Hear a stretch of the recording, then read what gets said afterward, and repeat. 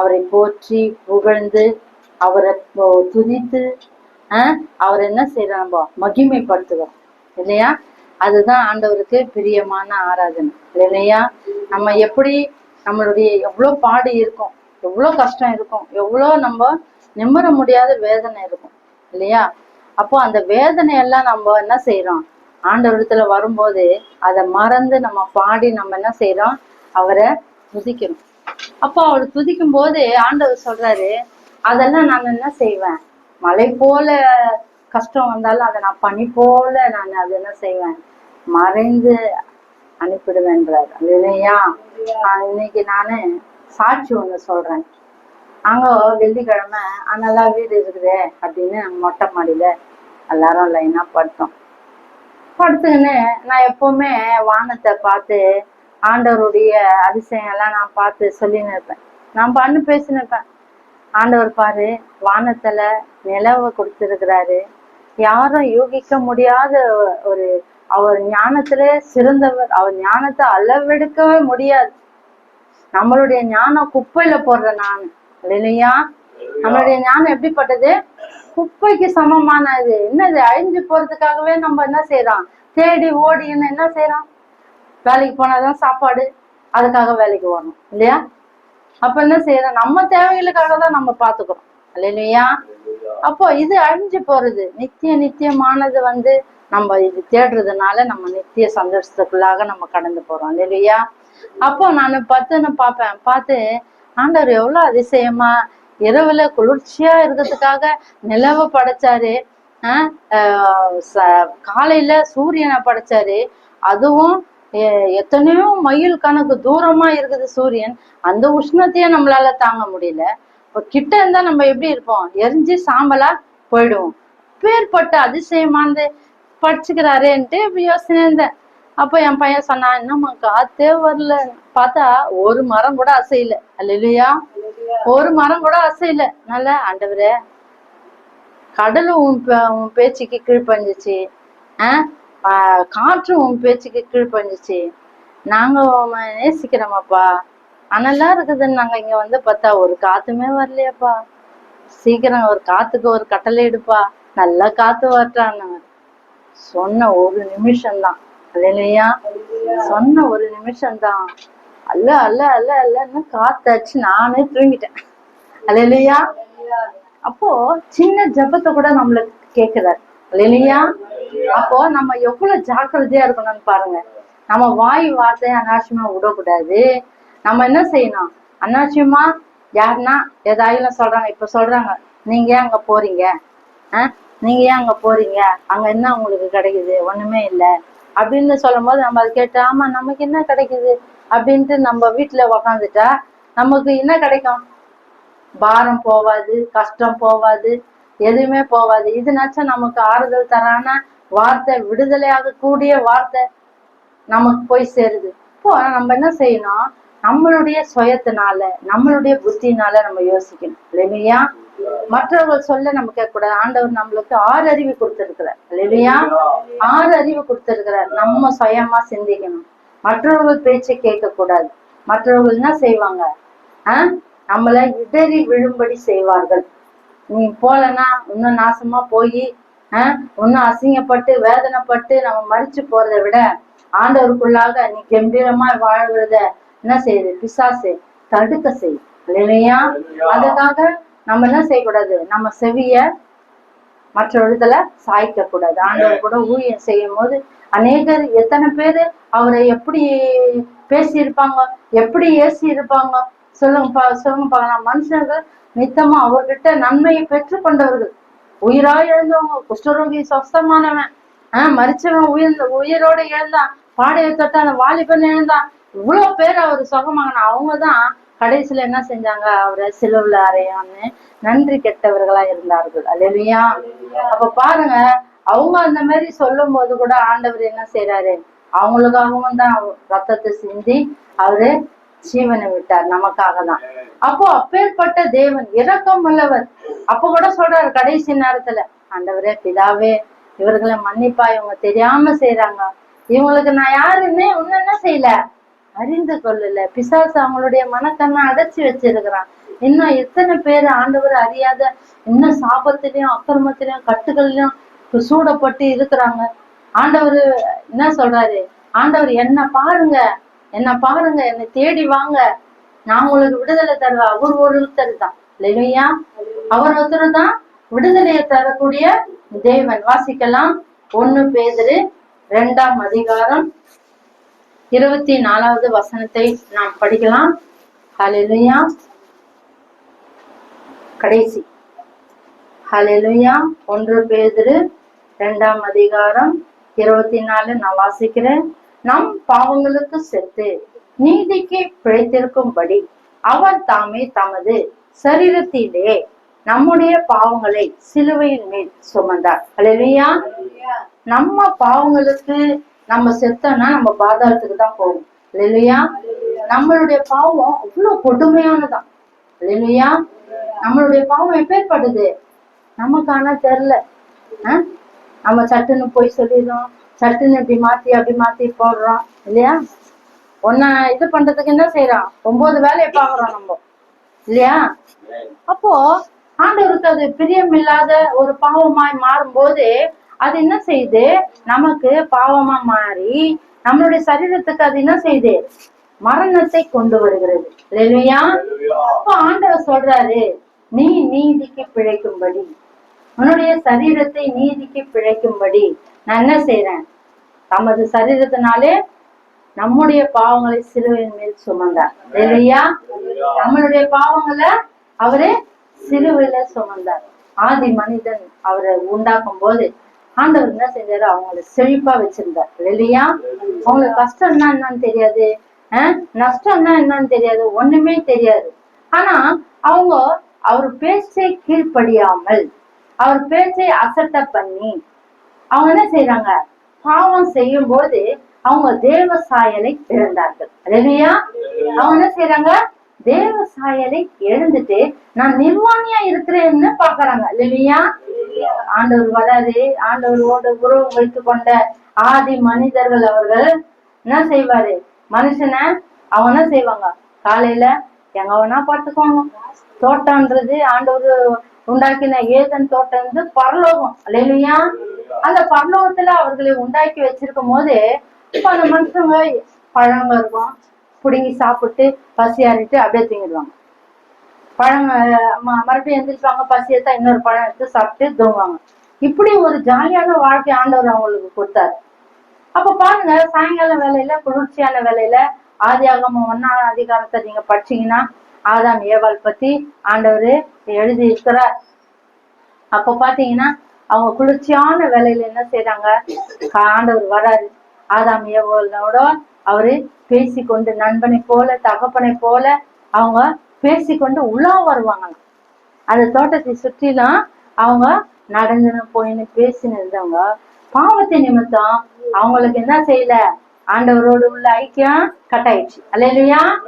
அப்போ பாவத்தினால ஆண்டவருக்கு நமக்கு என்ன ஆகுது? பிரிவினை வருது இல்லையா? பாவம் என்னது என்று நம்ம அறிந்து கொள்ளணும் இல்லையா? மற்றவர்களை தவறாய் பேசக்கூடாது, கெட்ட வார்த்தைகள் வரக்கூடாது, நன்மையை செய்யணும், நம்ம பிள்ளைகளுக்கு சொல்லி தரணும், எது நன்மையான காரியம் சொல்லி தரணும், நீ அதன்படி நடக்கணும், உன் புள்ள உன்னை பாக்குது, நம்மளை பாக்குது. நான் எல்லாருக்கும் சொல்லுவேன், எல்லா தாய்மார்களுக்கும் சொல்லுவேன். முதல்ல குழந்தை சரியில்லைன்னா என்ன தெரியுமா? நம்ம தான் சரியில்லை இல்லையா? அப்போ குழந்தை சின்ன பொழுதுல இருந்து நம்மளை பாக்குது, நம்மளுடைய திருக்குசு முள்ளதனா எல்லாத்தையும் பார்த்து வளருது. அதுக்குதான் அந்த பிள்ளைய எதிர்க்க நம்ம எப்படி இருக்கணும்? குயிக்கா இருக்கணும் இல்லையா? அப்போ அதுங்க செய்யும், இது செஞ்சா தப்பு, அது செஞ்சா அம்மா அடிப்பாங்க, அது பண்ணா அம்மா கோவப்படுவாங்க அப்படின்னு அதுங்களுக்கு ஒரு பயத்தோட வளரும். பயத்தோட வளரும் போது தப்பு தண்டை எதுவும் செய்யாது இல்லையா? அப்போ ஆண்டவர் பாருங்க, இந்த ஆதாம் ஏவாளோட அவரு தேவன் அவர்களோடு சஞ்சரித்தவர் இல்லையா? அப்ப இந்த ஆதாம் ஏவாள் எவ்வளவு பாக்கியவான்கள் பாரு. அவங்க கீழ்ப்படியாத போனதுனால அந்த ஏதேன் தோட்டத்தை விட்டு வெளியேறப்பட்டார்கள் இல்லையா? அப்ப பாருங்க, பாவத்தின் சம்பளத்தை மரணன்றத வாங்கி கொண்டு வந்தார்கள் இல்லையா? அதனால பாருங்க, பாவத்தினால தேவனுடைய உறவை இழந்தார்கள் இல்லையா? அடுத்து பாருங்க, தீங்கை அனுபவிக்க வேண்டிய வாழ்க்கை வந்துச்சு இல்லையா? பாவத்தினால எதெல்லாம் இழக்கிறோம் பாருங்க, தீங்கை அனுபவிக்க வேண்டிய வாழ்க்கை நமக்கு வந்துச்சு. இன்னைக்கு நம்ம கஷ்டப்படுறோம்னா அவங்களாலதான் இல்லையா? அந்த பாவம் அடுத்து அடுத்து தொடர்ந்து பிடிக்கிறது. ஆண்டவரை அறியாததுனால அல்ல, அவங்களெல்லாம் தொடர்ந்து பிடிக்கிறது. சரியில்லாதனா அவங்கள தொடர்ந்து பிடிக்குது. அப்போ பாருங்க, அதுக்கப்புறம் பாருங்க, தேவனை சாயலை இழந்து மரண வேதனை நிறைந்து நம்ம காணப்படுகிறோம் இல்லையா? தேவன் சாயல் போச்சு. இன்னைக்கும் என்ன செய்யுது? அநேகருக்கு அகால மரணம் வருது. போறாங்க, சடுதியில ஆக்சிடென்ட் ஆகுது, வராங்க, செத்து போறாங்க. இப்படியாப்பட்ட வேதனை நிறைந்த ஒரு வாழ்க்கைக்குள்ள அவங்க கடந்து போறாங்க இல்லையா? அப்புறம் பாருங்க, நாம் தேவன் நம் மீது வைத்த அன்பினால ஆண்டவர் தன்னுடைய ஒரே குமாரனை நமக்காக அனுப்பினார் அல்லையா? ஆண்டவர் நமக்கு எல்லாம் நன்மையாக தான் படைச்சார். இந்த மனுஷனுடைய புத்தி என்ன செய்யுது? பாவத்தை நோக்கி. ஏன்னா பாவம் ரொம்ப அழகா இருக்குமா இல்லையா? எப்படி இருக்குமா? அழகா இருக்குமா. உன்னையே கவர்ந்துரும். உன்னை ஜோடிச்சு காமிச்சா நீ என்ன செய்வ? ரொம்ப அழகா இருக்குது, இப்படியே பண்ணு, இப்படியே வாழு, நீ நல்லா இருப்ப உலகத்துல அப்படின்னு அந்த வாழ்க்கையை உறுதிப்படுத்திடும் இல்லையா? அப்போ அந்த பாவமான வாழ்க்கை அதான். அந்த ஏவாளுக்கு அந்த பழத்தை சாப்பிடாதன்னு சொன்ன தேவன் பேச்சு கீழ்ப்படியில பிசாசு அதை பார்க்க சொல்லி அழகா காட்டுது இல்லையா? அது என்ன செய்யுது? அந்த ஏவாள் பார்க்க பார்க்க அது நல்ல சகப்பா, நல்லா சாப்பிடுறதுக்கு ஆவலா இருக்கிற மாதிரி நகை நகன்னு அப்படி காட்டி அவளை என்ன செய்து சாப்பிட வச்சு பாவத்தை உண்டு பண்ணிடுச்சு இல்லையா? அப்போ ஆண்டவர் சொல்றாரு, பாவத்தினால உனக்கு எனக்கும் என்ன செய்யுது? பிரிவினை வந்துச்சு. இப்போ நமக்கும் அதேதான். நம்ம பாவம் செய்யும் போது ஆண்டவரே அங்க இருக்க மாட்டார். நம்ம பாவம் செய்யும் போது நம்ம ஜெபத்தை அவர் கேட்க மாட்டார். நம்ம ஆண்டவருக்கு விரோதமான காரியம் செய்யும் போது ஆண்டவர் அந்த இடத்துல இருக்க மாட்டார். அவர் நீதிபரர். அநியாயம் அவருக்கு தெரியாது. அநியாயத்தை பார்க்காத சுத்த கண்ணர், பாவத்தை பார்க்காத சுத்த கண்ணர் அவர். பாவம் இருந்துச்சுன்னா அங்க அவர் இருக்கு இல்ல இல்லையா? அப்போ ஆண்டவர் இந்த பூமியில நம்ம வாழற வரைக்கும் நமக்கு பாவ மன்னிப்பு உண்டு இல்லையா? நீங்க எப்பேற்பட்ட பாவம் செஞ்சாலும் ஆண்டவர் உன்னை மன்னிக்கிறவரா இருக்கிறார் இல்லையா? அதுதான் அவர் சிலுவையில அவரு கொண்டு வந்தார். நீ எப்பேற்பட்ட பாவியா அந்த இன்னைக்கும் அநேக நான் சொல்லியிருப்பேன், அநேக ரவுடிஸுங்க எல்லாம் ரட்சிக்கப்பட்டு பைபிளத்தையும் போறாங்க. நானே எத்தனை பேரை பார்த்துருக்கிறேன் இல்லையா? அப்போ ஆண்டவர் அவ்வளோ அன்பு மிக்கவர். ஒருத்தனை பிடிச்சா அவன் பாவத்துல இருந்து விலகுவான்ற குணம் இருக்குதுன்னு அவர் பார்த்துட்டாருன்னா அவர் என்ன செய்வாரு? அவங்கள அழகா ஒரு வியாதியோ இல்ல ஒரு கஷ்டத்தையோ கொடுத்து கொண்டு வந்துருவார் இல்லையா? அல்லையா? அப்பேற்பட்ட அதிசயமான தேவன். மத்தேயு 1ஆம் அதிகாரம் 21வது வசனத்தை நம்ம படிச்சோம்னா, அவள் ஒரு குமாரனை பெறுவாள், அவருக்கு இயேசு என்று பெயரிடுவாயாக, ஏனெனில் அவர் தமது ஜனங்களின் பாவங்களை நீக்கி அவர்களை ரட்சிப்பார். ஜனங்கள பாவத்தை போக்கக்கூடியவர் யாருன்னா இயேசு கிறிஸ்து ஒருவர் மாத்திரம்தான். ஹல்லேலூயா, ஹல்லேலூயா. நம்ம உலகத்துல எவ்வளவு வாழ்க்கை வாழ்ந்துருக்கலாம், அதெல்லாம் நமக்கு நீடிச்சிருக்குதா? நீடிச்சிருக்குதா? இல்லையே. நமக்கு நீடிச்சிருக்குது என்னது? ஒன்னே ஒண்ணு, பரலோகம் தான். ஆண்டவருடைய அன்பு தான் இல்லையா? அப்போ அந்த அன்பை நம்ம பிடிச்சுக்கணும்னா நம்ம தடை இல்லாம அவருக்கு முன்பதாக நம்ம போவோம். அவரே நமக்கு அடிச்சுவடைய காட்டிட்டு போயிட்டார் அல்லேலூயா. இந்த வழியா வாங்க, பாடுள்ளவன் பாக்கியவான். அவன் சிலுவையை அவன் சுமந்து கொண்டு வரலாம், அவன் சீசன் எனக்கு இல்லைன்ற அல்லேலூயா. அப்போ நம்ம குடும்பத்துல எவ்வளவு பாடு, கஷ்டம், துயரம் வந்தாலும் நம்ம என்ன செய்யணும்? அதுக்கு முன்பதாக ஏசப்பாவை நிறுத்தணும். ஆண்டவரே, நீங்க பட்ட பாடை விட இது எனக்கு பாடு அவ்வளவு அதிகம் இல்லை. அவரு எவ்வளவு கொடுமை பண்ணார். 39 அடி ஆச்சு, சதையெல்லாம் பிச்சு தொங்கி ஒரு வாலிபனா இருக்கிறாரு. அவரு 30 வயசு 30 வயசுல அவர் வந்து ஒரு வாலிபனா இருப்பாரா இல்ல இருக்க மாட்டாரா? அவரை துணி ஆடையை உரிச்சு அவமானப்படுத்தி காரி தொப்பி ஓங்கி அரிஞ்சு தண்ணின்னும் போது அவருக்கு காடிய கொடுத்து எவ்வளவு ஒரு கஷ்டம். எதற்காக? நமக்காக. நமக்காக பிசாசு அங்க வந்து சிரிக்கிறான். இப்போ உன்னால முடியும். நிறைய தேவதூதர்கள் உன்னை வந்து என்ன செய்வாங்க, கஷ்டமே இல்லாத கொண்டு போவான். ஒரு வார்த்தை சொல்லு. ஆண்டவர் பாக்குறாரு நம்ம மேல வைத்த அன்பு. இவங்களுக்கு பாவ மன்னிப்பு உண்டாகிறதுக்கு என் ரத்தம் இல்லாம பரிசுத்தப்படுத்த முடியாது. இல்லையா? அப்போ அந்த பாவத்தை குறிச்சு நம்ம என்ன செய்யணும்? ஜாக்கிரதையா இருக்கணும், எச்சரிக்கையா இருக்கணும். நம்மளுடைய நடைமுறையிலும் சரி, சிந்தையிலும் சரி, நம்மளுடைய வாயின் வார்த்தையிலும் ஆண்டவர் ஒருத்தர் பாக்குற. நம்ம பரலோகம் போகணும். நம்ம ஆண்டவருக்கு முன்பதாக நிக்கணும்னா நம்ம எப்படி இருக்கணும்? பரிசுத்தமா நிக்கணும். அசுசியா அவரு பார்க்க மாட்டார். அப்போ நம்ம எப்படி இருக்கணும்? இன்னைக்கு வரும் வாழ்க்கையில நம்ம ஆண்டவரை போல அவர் எப்படி இருந்தார்? அவர் அசட்டை பண்ணப்பட்டவர்கள எல்லாரும் விரோதிக்கப்பட்ட அழகு இழந்தவராய் காணப்பட்டார். கடைசியில அழகுள்ளவர் அழகை இழந்தாராம். ஏன்னா அந்த கிரீடம் முழு கிரீடம் வச்சு அமுக்கி ரத்தெல்லாம் மூஞ்சில ஊத்தி அவர் அடி அடிச்சு காயப்படுத்தி அவருக்கு பசி எடுக்கும்ல, சரீரத்துல இருக்கிறாரு பசி எடுக்கும். அந்த பசியும் தாங்கிக்கின்னு அவரு நம்ம பாவ சிலுவையை சுமந்து கொண்டு போறாரு. எவ்வளவு நீங்க யோசித்து பாருங்க. அப்போ நானு எப்போ படுத்தாலும் நான் வானத்தை நான் பார்த்தல. ஆண்டவர் படிச்ச அதிசயங்கள் எல்லாம் நான் பார்ப்பேன். 6 மணி ஆகும். 3 மணிக்கு எழுந்து ஜெபம் பண்ணிட்டு மறுபடியும் ஒரு தூக்கம் போட்டுருவேன். போட்டு எழுந்து பார்ப்பேன் 5 மணிக்கா. கூட்டமா பறவைகள் பறக்கும். விதவிதமான பறவைகள். ஒரு சைடு கிளிங்க பறக்கும், ஒரு சைடு கொக்குங்க கூட்டமா பறக்கும், ஒரு சைடு காக்கா பறக்கும். ஆண்டவர் அந்த படைப்பை பாப்பாரு. யார் இவர்களுக்கு சிறக உண்டாக்குனாரு? யார் இவர்களுக்கு ஞானத்தை கொடுத்தாரு காலையில போய் வேலை பண்ணுன்னு? யோசித்து பாத்தீங்களா? இதெல்லாம் எறும்ப பாருங்க, சுறுசுறுப்பா என்ன செய்யும்? வெயில்ல அதனுடைய அங்காரத்தை சேர்த்து கொள்ளும். சோம்பேறி சாப்பிட கூடாதுன்னு வேதம் சொல்லுது. இல்லையா? சோம்பேறி வேலை செய்யாதவன் என்ன செய்யக்கூடாதான்? சாப்பிடக்கூடாதான். எறும்பை உற்று நோக்கி பாரு, அதனுடைய சுறுசுறுப்பை பாரு. சுறுசுறுப்பா என்ன செய்யறான்? அது தன்னுடைய ஆகாரத்தை சேர்த்து வைக்குது. ஆண்டவர் சொல்றாரு நம்மள ஆகாரத்தை சேர்த்து வைன்னு சொல்ல, ஆண்டவருக்குள்ளாக நம்ம நன்மையை சேர்த்து வச்சுக்கணும். அல்லேலூயா, அல்லேலூயா. அப்போ ஆகாரம் முதல்ல என் நீதியும் நியாயத்தையும் ராஜ்யத்தையும் தேடு, மத்ததெல்லாம் உனக்கு கூட கொடுக்கப்படணும்னு சொல்லிட்டாரு. அல்லேலூயா. அப்ப முதல்ல நம்ம எதை தேடுறோம்? இப்ப வந்து நம்ம சட்டி பானை எடுத்து சாப்பாட செஞ்சுன்னு இருக்கிறோம் இல்ல. முதல்ல தேவனுடைய நீதியையும் ராஜ்யத்தையும் தேடுகிறோம். பிற்பாடு வர்றதெல்லாம் அவர் கூட கொடுப்பார். அல்லேலூயா. உனக்கு என்ன தேவை? ஆகாரமா, துணியா, உனக்கு தேவைகள் அதிகமா, எல்லாத்தையும் அவர் கொடுப்பார். அல்லேலூயா.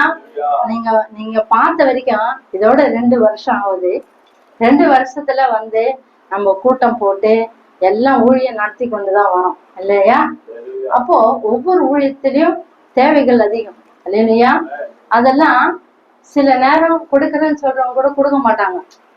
பெருசா செய்யறேன்னு சொல்றவங்க கூட கொடுக்க மாட்டாங்க. அப்ப அந்த நேரத்துல ஆண்டவர் நமக்கு என்ன செய்யறாரு? வெக்கப்படுத்தாதபடி நம்மள நடத்துறாரு. இல்லையா? அப்போ நடத்தும் போது நான் அதை உணர்வேன். உணர்கிற ஆவி நமக்குள்ள இருக்கணும். இல்லையா? என்ன செய்யணும்? உணர்கிற ஆவி. ஆண்டவர் என்ன இதை நடத்தினாரு, இது செஞ்சாரு. அப்போ நமக்கு பாரு, எனக்கு எவ்வளவு காசு எனக்கு தேவைப்படும். இவரு கொடுக்கறது பத்தாத எனக்கு எவ்வளவு காசு தனிப்பட்ட முறையில எவ்வளவு தெரியுமா? அவளை ஆட்டோ விட்டு கூட்டின்னு போய் வரணும், அங்கிருந்து கொண்டு வரணும், இங்க இருந்து கொண்டு போய் விடணும். எல்லாத்தையும் பார்க்க வேண்டிய நிலைமை. அப்போ ஆண்டவர் அதையும் செய்ய முடிச்சார். இல்லையா?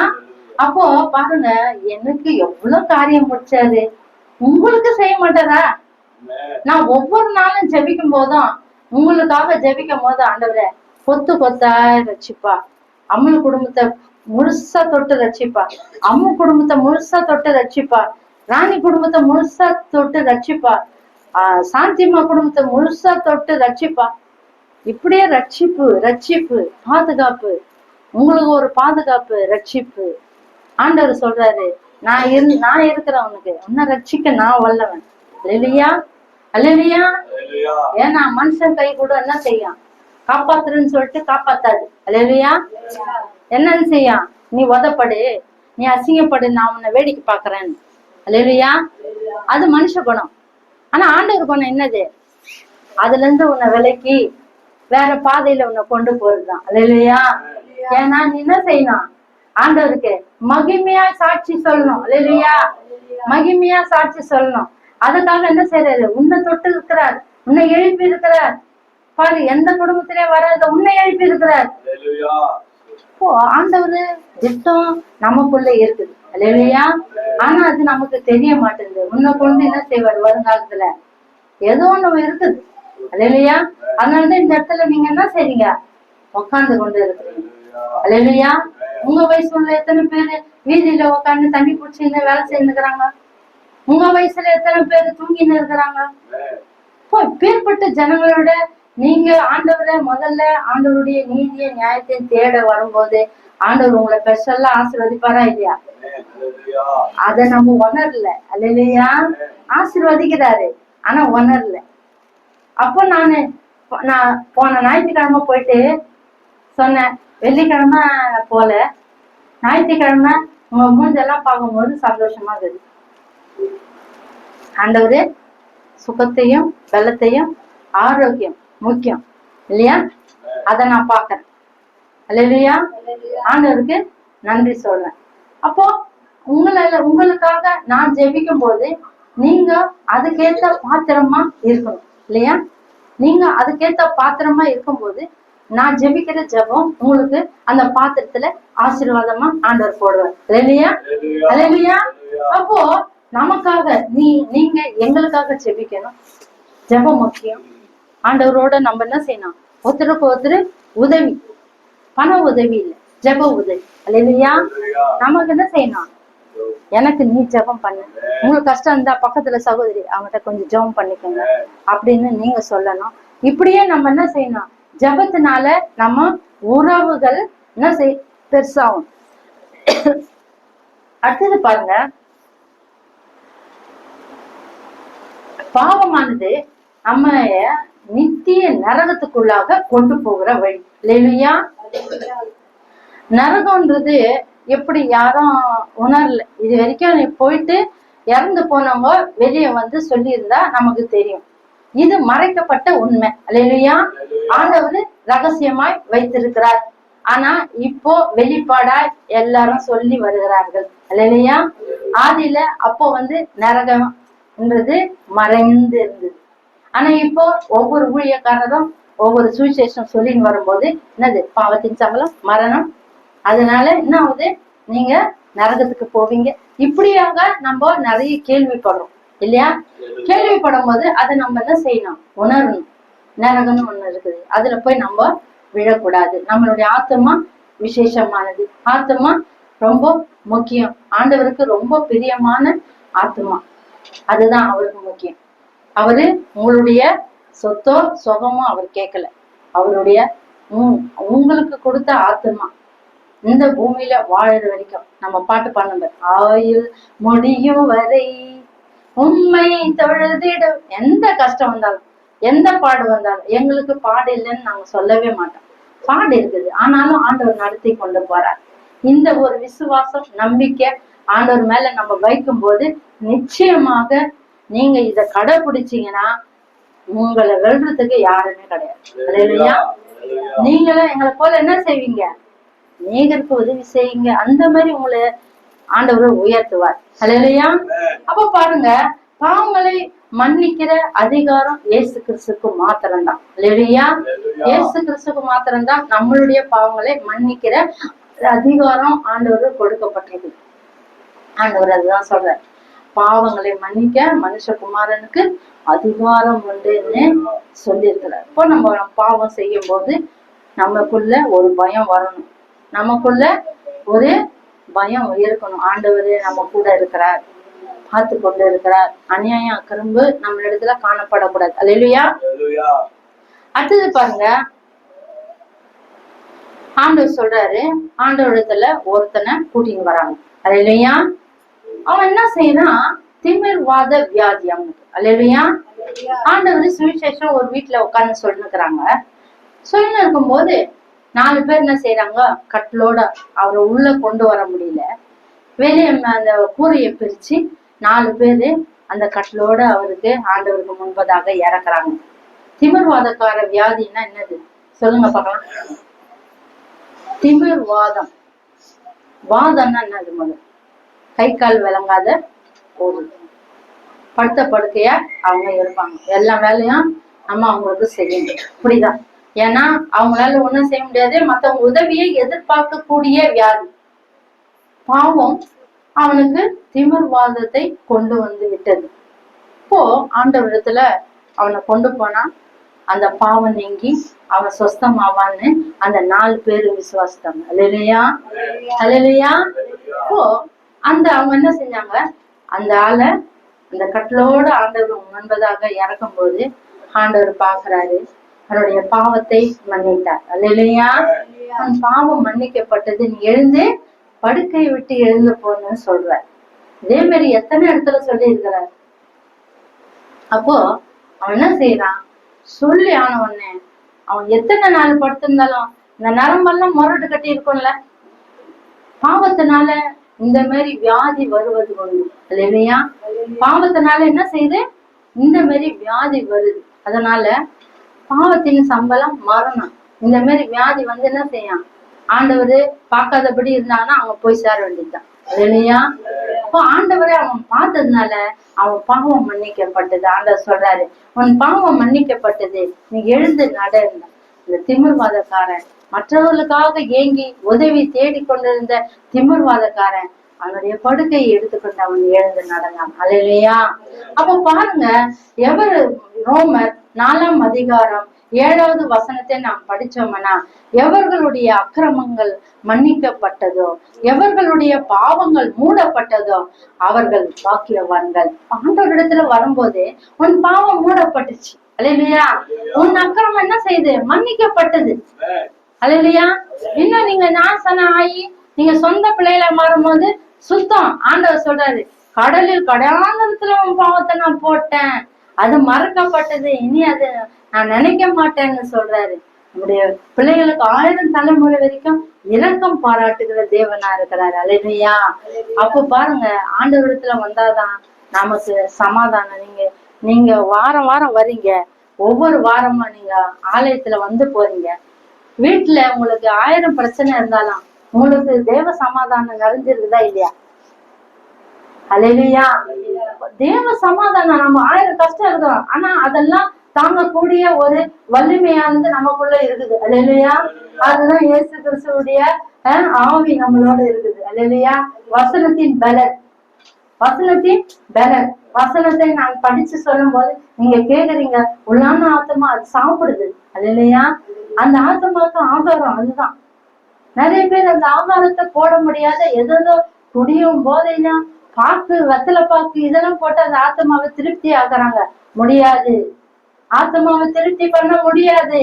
ஆண்டவருடைய வார்த்தை தான் சத்தியமானது. ஆண்டவருடைய வார்த்தை தான் ஒவ்வொரு ஆத்மாவையும் திருப்தி பண்ண முடியும். அல்லேலூயா. அப்ப பாருங்க, இயேசு அந்த பாவத்தை மன்னிக்கும் போது பாவம் நீங்கி அவனுக்கு நல் வாழ்வு உண்டாகுது. அல்லேலூயா, அல்லேலூயா. அப்ப பாருங்க, ரட்சிப்பின் சந்தோஷம், நிலவரமான ஆவி ஆண்டவர் நம்ம கொடுக்கிறார். ரட்சிப்பின் சந்தோஷம், ஆண்டவருடைய பாதுகாப்புல நீ வந்துட்ட.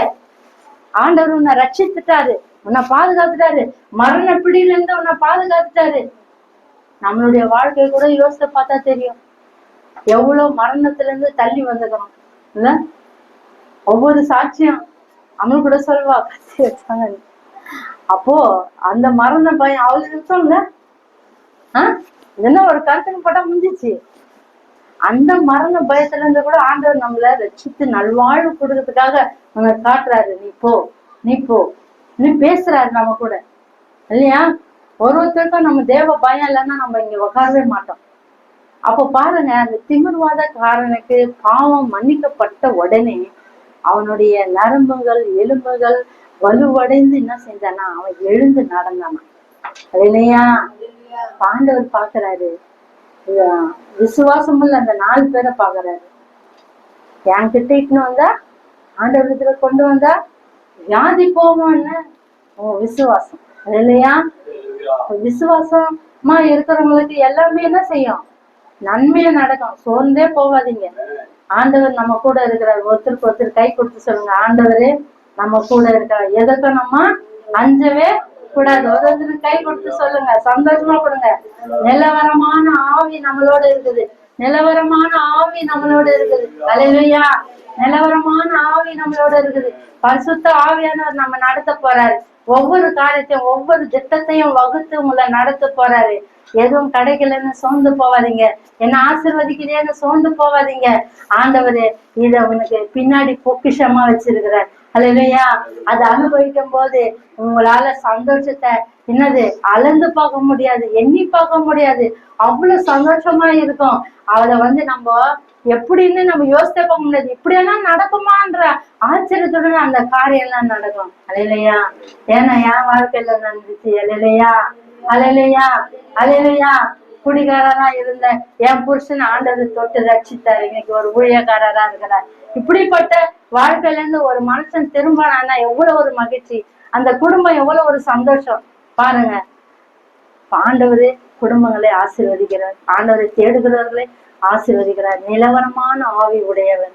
அவரு உங்களை விட்டு போகவே மாட்டார். பரிசுத்த ஆவியானவர் நம்ம நடத்தி வைக்கிற பரிசுத்த ஆவியானவர் நம்ம கூட இருக்கிறார். யாரெல்லாம் வேதத்தை எடுத்து நீங்க வைத்து கொண்டு இருக்கிறீங்களோ, இந்த வேதம் உங்களுக்குள்ள பேசும்.